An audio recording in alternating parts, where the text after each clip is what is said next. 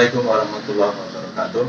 Jumpa lagi di mata pelajaran prakarya kelas 8. Kali ini kita akan mempelajari tentang teknologi informasi dan komunikasi. Untuk mempelajari teknologi informasi dan komunikasi, yang pertama kita ketahui dulu tentang sejarah teknologi informasi dan komunikasi itu sendiri. Perkembangan peradaban manusia diiringi dengan perkembangan cara penyampaian informasi yang selanjutnya dikenal dengan istilah teknologi informasi. Mulai dari gambar-gambar yang tidak bermakna di dinding-dinding gua, peletakan tonggak sejarah dalam bentuk prasasti, sampai diperkenalkannya dunia arus informasi yang dikenal dengan nama internet. Pada zaman prasejarah, teknologi informasi dan komunikasi yang dilakukan manusia berfungsi sebagai sistem untuk pengenalan bentuk-bentuk yang manusia kenal, untuk menggambarkan informasi yang diperoleh. Mereka menggambarkannya di dinding-dinding gua tentang berburu dan juga tentang binatang buruannya. Pada masa tersebut, manusia mulai mengidentifikasi benda-benda yang ada di sekitar lingkungan tempat tinggal mereka, kemudian melukiskannya pada dinding gua tempat tinggalnya.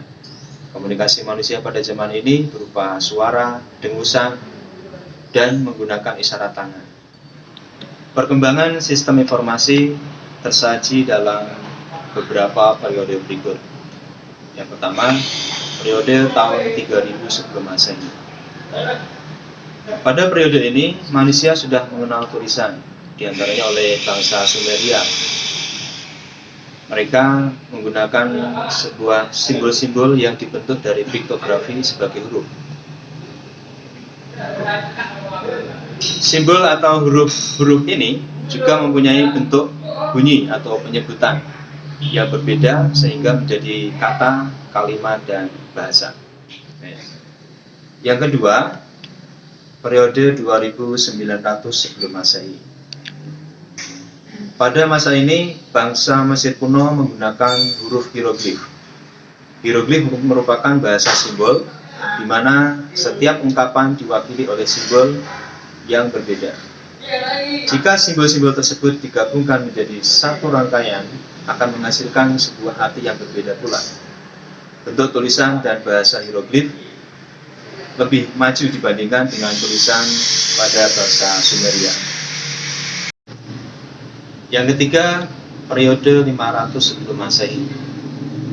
Pada masa ini manusia sudah mengenal cara membuat serat dari pohon papirus yang saat itu tumbuh di sekitar Sungai Nil. Serat papirus dapat digunakan sebagai kertas. Kertas dari serat pohon papirus ini menjadi media untuk menulis atau media untuk menyampaikan informasi yang lebih kuat dan fleksibel dibandingkan dengan lempengan tanah liat yang terjadi sebelumnya, juga digunakan sebagai media informasi. Yang keempat, periode 105 Masehi. Pada masa ini, bangsa Cina berhasil menemukan kertas.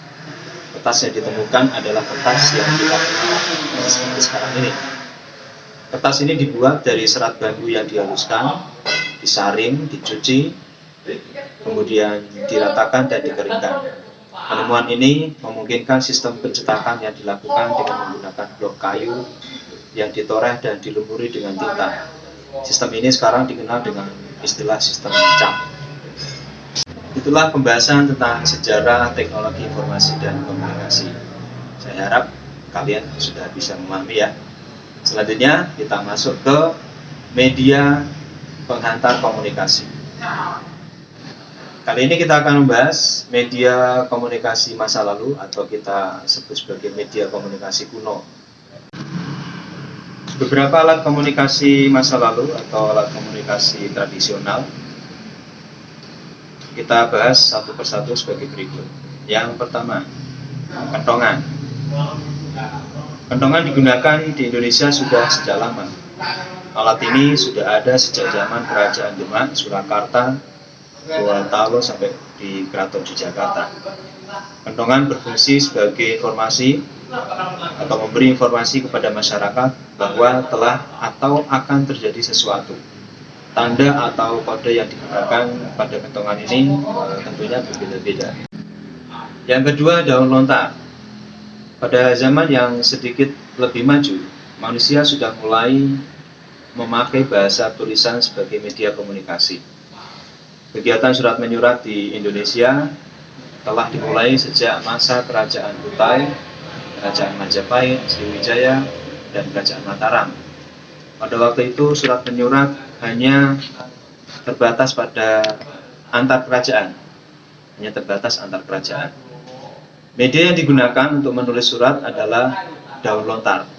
Selain itu, ada juga yang menggunakan kayu, bambu, tulang binatang, rotan, dan lempengan batu yang dikenal dengan nama prasasti. Daun lontar sebagai bahan naskah dipakai di Asia Selatan dan Asia Tenggara. Di Nusantara banyak ditemukan naskah lontar, diantaranya dari Jawa, Sunda, Bali, Madura, Lombok, dan Sulawesi Selatan. Yang ketiga, burung merpati. Merpati pos adalah burung merpati yang dilatih untuk mengantarkan surat atau pesan. Merpati merupakan salah satu jenis burung yang cukup pintar, memiliki daya ingat yang kuat, kemampuan navigasi, dan memiliki naluri alamiah yang dapat kembali ke sarang meskipun pergi dengan jarak yang jauh dalam waktu yang lama.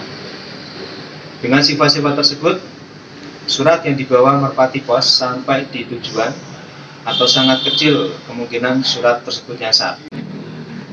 Yang keempat, prasasti.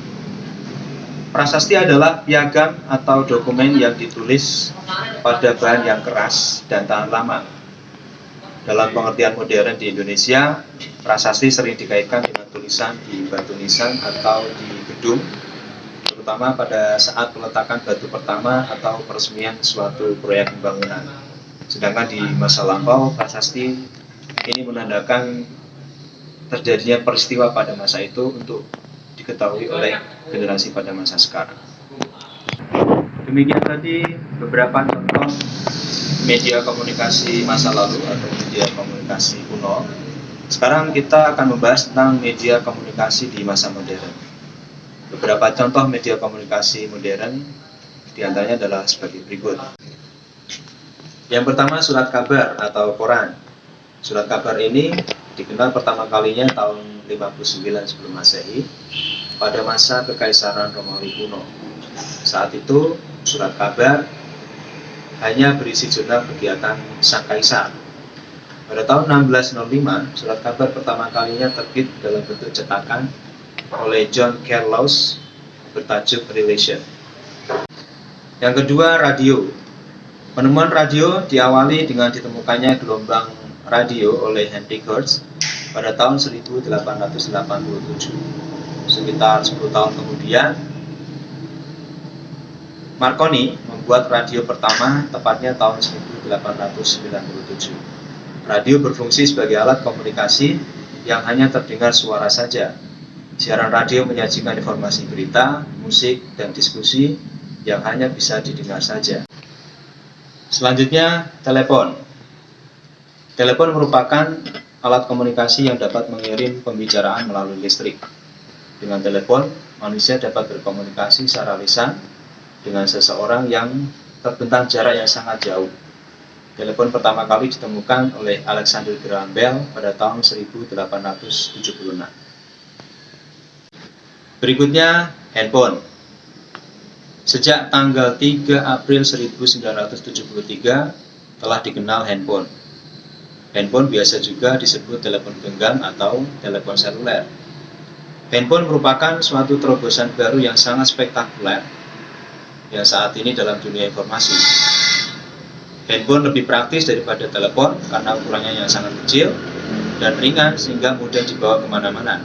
Dengan adanya penemuan handphone, memungkinkan orang bisa berkomunikasi kapan saja dan di mana saja yang ada sinyal handphonenya. Bahkan sampai sekarang, handphone sudah punya julukan baru yaitu telepon pintar atau biasa kita kenal dengan smartphone, karena dengan smartphone ini semua informasi yang kita butuhkan bisa disajikan dalam satu perangkat smartphone tadi. Yang terakhir adalah komputer atau laptop. Komputer adalah alat elektronik yang dipergunakan untuk mengolah data secara cepat dan tepat sehingga menghasilkan informasi yang akurat. Komputer ditemukan oleh 3 orang penemu, yaitu Hermann Hollerith, Howard Aiken, dan Charles Babbage. Kehadiran komputer di dunia saat ini memberikan perubahan yang sangat luar biasa. Banyak masyarakat yang beranggapan bahwa komputer hanya digunakan untuk mengetik saja.